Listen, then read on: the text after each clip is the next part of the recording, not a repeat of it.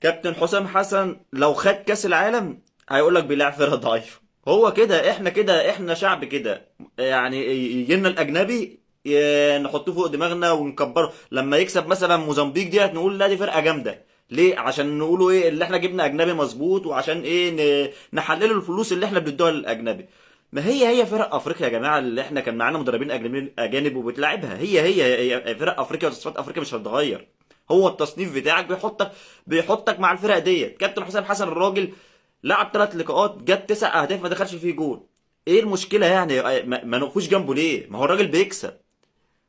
ما دخلش فيه جوان ودخل 9 اهداف. ايه المشكله؟ يبقى الراجل عمل اللي عليه في تصفيات كاس العالم، عمل اللي عليه. هتقول لي ما هو على حظه تصفيات كاس العالم جايه كده بالطريقه ديت، دي فرق كلها سهله، ده لما ما وصلش كاس العالم دخل لها 9 فرق ونص ومش عارف ايه والكلام ده.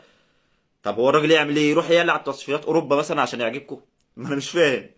فيا جماعه معلش، يعني انا شايف ان الحمله الكبيره على الكابتن حسام حسن والله العظيم والله العظيم والله العظيم يا جماعه مش مظبوطه. ما دام الراجل بيكسب وعامل اللي عليه يبقى لازم نقف جنبه. وبقول للكابتن رضا عبد العال كفايه بقى يا عم، كفايه. امبارح طلع تقول اهو، اهو مرموش اهو اللاعب عمل ايه مرموش، عشان انا لما اقول لكم صدقتوني انا اللي بفهم في ايه يا عم. هو مرموش هيعمل لك ايه يعني؟ انت ما شفتش الناس كانت بتكسر ازاي وبتلعب ازاي؟ هو انت كابتن رضا عبد العال انت عايز تثبت اللي انت مثلا، هو الناس يعني مش شايفه مرموش ده بيعمل ايه في بره؟ مش عارفه يعني؟ انت الوحيد اللي فاهم. يا عم ريحنا بقى شويه يا عم، وسيب الراجل في حاله، سيب الراجل في حاله يا عم.